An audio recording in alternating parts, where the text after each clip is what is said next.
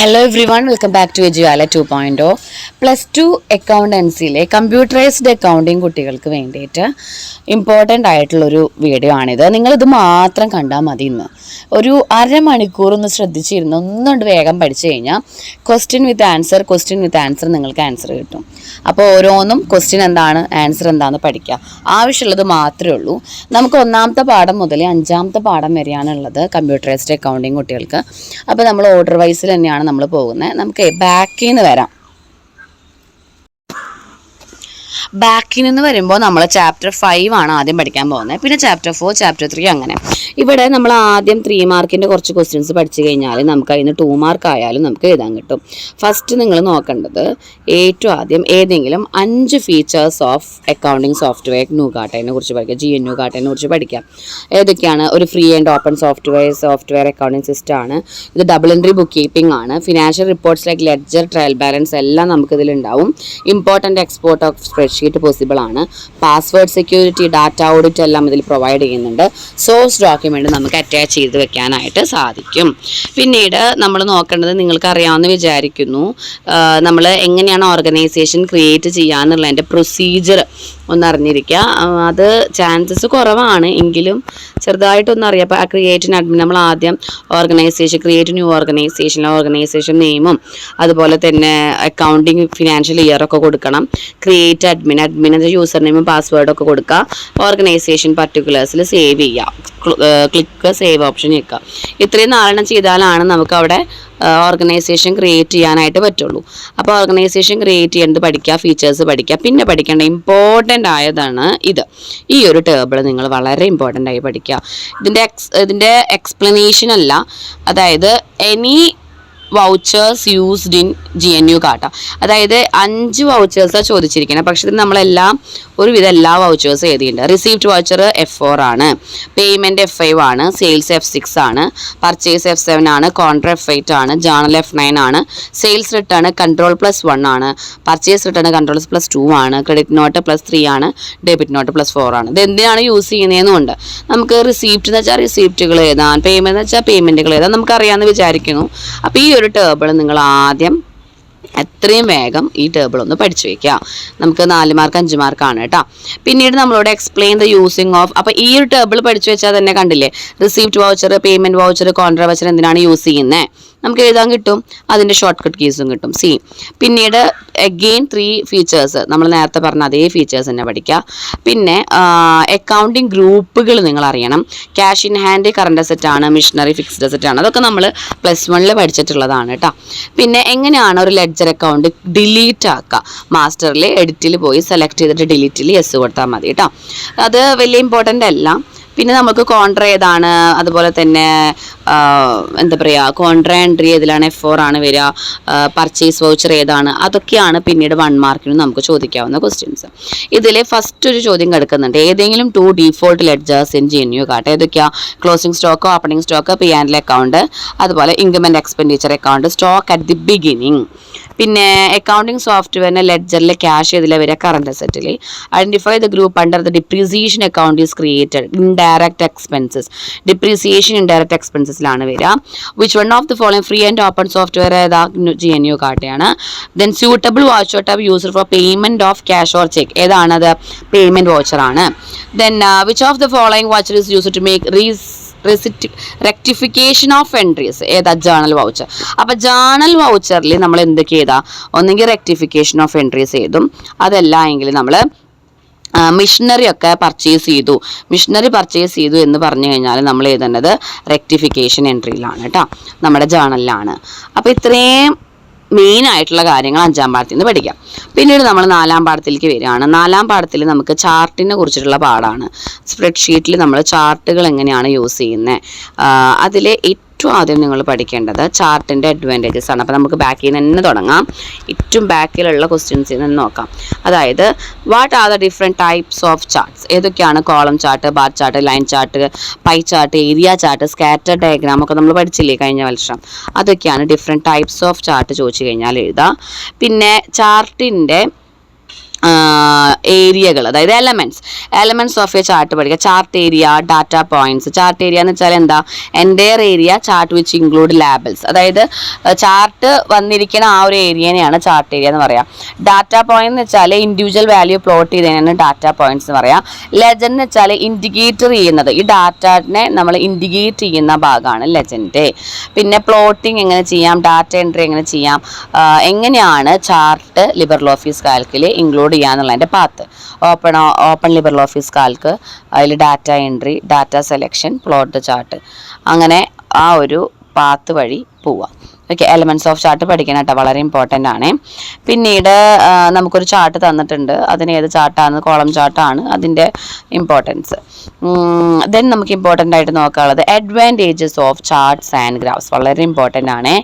ഏതെങ്കിലും അഡ്വാൻറ്റേജസ് 2 3 ചോദിക്കുള്ളൂ, നമ്മളൊരു 4-5 പഠിച്ചു വയ്ക്കുക. വിഷ്വൽ അപ്പീൽ തരുന്നു, read the data easily, analyse and interact data quickly, trend easy ആയിട്ട് അറിയാൻ പറ്റുന്നു, guess the data quickly, quick decision making, illiterate audience, less suffer timeless error, എല്ലാം ഇമ്പോർട്ടൻ്റ് ആണ്. ഒരു 4-5 എണ്ണമൊക്കെ പഠിച്ചാൽ മതിയാവേ. ദെൻ എന്താ പറയുക, നമുക്കിതുപോലെ ചാർട്ടിനെ കുറിച്ച് അറിയണം. ദെൻ ചാർട്ടിൻ്റെ ടൈപ്സുകൾ അറിയണം. നമ്മൾ പറഞ്ഞു elements of chart area, plot area, chart floor, ഏതെങ്കിലും ഒരു 4 എണ്ണം അറിയണം. ഇത്രയാണ് 4ാം പാഠത്തിൽ ചാർട്ടിന് മാത്രം ഇമ്പോർട്ടൻ്റ് കൊടുത്തിട്ടുള്ള ഒരു പാഠമാണ് കേട്ടോ. ദെൻ പിന്നീട് നമ്മൾ 3rd ചാപ്റ്ററിലേക്ക് വരികയാണ്. ഇവിടെ നമുക്ക് സ്പ്രെഡ്ഷീറ്റ് ആണ് വരുന്നത്.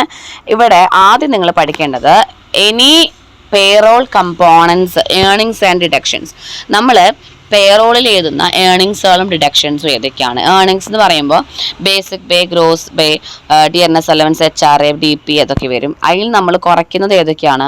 PF, TDS ഒക്കെയാണ്. അപ്പോൾ നെറ്റ് പേ എന്ന് പറയുന്നത് ഗ്രോസ് പേയിൽ നിന്ന് ടോട്ടൽ ഡിഡക്ഷൻ മൈനസ് ചെയ്യുന്നതാണ് കേട്ടോ, അതൊന്നും അറിഞ്ഞിരിക്കുക. അതുപോലെ തന്നെ നമ്മൾ 2 രീതിയിലാണ് നമ്മൾ ഡിപ്രീസിയേഷൻ കൊടുക്കുക. ഒന്ന് straight line method, diminishing value method. ആ 2 മെത്തേഡിൻ്റെയും സിൻഡെക്സ് അറിയണം. കണ്ടോ, സിൻഡെക്സ് ഓഫ് ഫോളോയിങ് ഫങ്ഷൻസ്. പിന്നെ 3ാമത്തെന്ന് പറയുമ്പോൾ നമ്മൾ ലോണുകളെല്ലാം റീപേയ്മെൻറ്റ് ചെയ്യുന്നതാണ് PMT. അപ്പോൾ സ്ട്രേറ്റ് ലൈൻ മെത്തേഡിൻ്റെ SLA എന്ന് വെച്ചിട്ട് ബ്രാക്കറ്റിൽ കോസ്റ്റ് സാൽവേജ് ലൈഫ്, DBയുടെ കോസ്റ്റ് സാൽവേജ് ലൈഫ്, പീരീഡും മന്തും കൂടി എക്സ്ട്രാ കൊടുക്കുക. PMT എന്ന് പറയുമ്പോൾ rate, NPER, PV, FE, type. ഇതിങ്ങനെ കാണാപ്പാഠം പഠിക്കുക കേട്ടോ. ദെൻ നമുക്ക് പേറോൾ സ്റ്റേറ്റ്മെൻറ്റിൽ ഗ്രോസ് പേയും നെറ്റ് പേയും അറിഞ്ഞിരിക്കാം. ദെൻ പിന്നീട് ഡിപ്രീസിയേഷൻ്റെ ആ ഒരു മെത്തേഡ്, ആ ഒരു സിൻഡെക്സ് മാത്രം നമ്മളതിൽ പഠിച്ചാൽ മതിയാവും. പിന്നീട് ഈ ചാപ്റ്ററിൽ അറിയാനായിട്ടുള്ളത് നമുക്ക് 1 മാർക്ക് ക്വസ്റ്റ്യൻസ് ഒക്കെയാണ്. അതായത് നമുക്ക് ഇതുപോലൊരു സ്പ്രെഡ്ഷീറ്റ് തരും, അത് നമ്മളോട് ഫോർമുല അപ്ലൈ ചെയ്യാൻ പറയും. അപ്പോൾ ഇത് ഇപ്പോൾ right formula to calculate DA gross pay, DA 7%. അപ്പോൾ കണ്ടോ, DA എന്ന് പറയുമ്പോൾ D3 എന്ന് പറയുമ്പോൾ ഇതാണ് നമുക്കിവിടെ ക്വസ്റ്റ്യൻ മാർക്ക് ഇട്ടിട്ടുണ്ട്.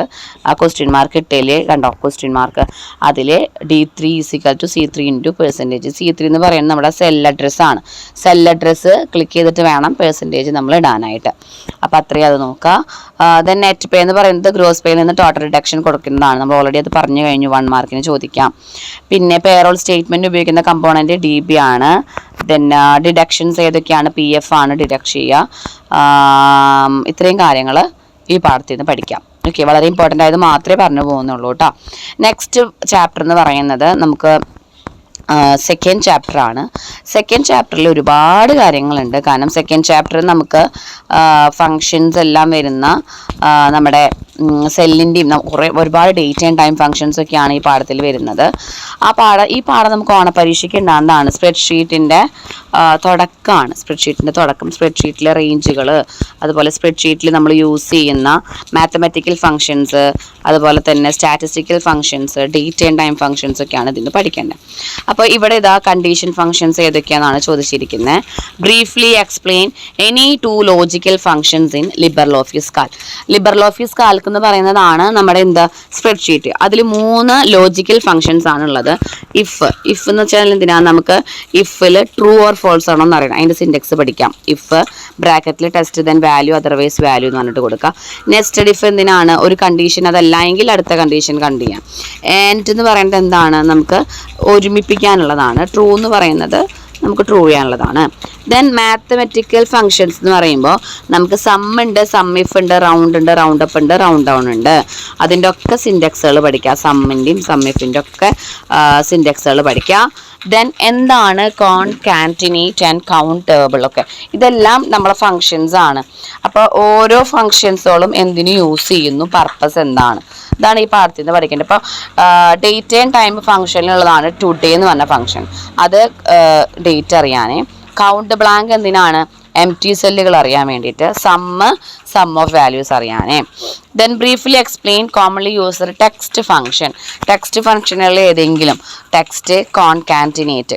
ടെക്സ്റ്റ് എന്ന് പറഞ്ഞിട്ടുണ്ടെങ്കിൽ ന്യൂമറിക്കൽ വാല്യൂ ഓഫ് ടെക്സ്റ്റ് ഫോർമാറ്റും, കോൺകാറ്റിനേറ്റ് എന്ന് വെച്ചാൽ 2 സ്ട്രിങ് ഫംഗ്ഷനെ ഒറ്റ സ്ട്രിങ് ആയിട്ട് നമുക്കറിയാം. 2 സ്ട്രിങ് ഫംഗ്ഷൻ എന്ന് പറയുമ്പോൾ ഗുഡ് മോർണിംഗ് ആണെങ്കിൽ നമ്മൾ അതിനെ ഒരുമിപ്പിക്കുമ്പോൾ അത് കോൺകാറ്റിനേറ്റ് ആവും, അത് ഗുഡ് മോർണിംഗ് എന്ന് പറഞ്ഞ ഫംഗ്ഷൻ ആവും. ദെൻ അപ്പോൾ കോൺകാറ്റിനേറ്റ് അറിഞ്ഞാൽ പിന്നെ 4 മാർക്കിന് നമ്മൾ പറയുന്നത് ഓരോ ഫംഗ്ഷൻ്റെയും സിൻടാക്സുകൾ അറിഞ്ഞിരിക്കുക, ഇതിലുള്ള ഡേറ്റ് ഫംഗ്ഷനുകളും അതുപോലെ മാത്തമാറ്റിക്കൽ ഫംഗ്ഷനുകളും ഒക്കെ അറിയാം. ദെൻ ഇമ്പോർട്ടൻ്റ് ആയതാണ് 5 features of liberal office Calc. Liberal office Calc എന്ന് പറയുന്നത് 5 തരം ഇമ്പോർട്ടൻസ് അറിയാം.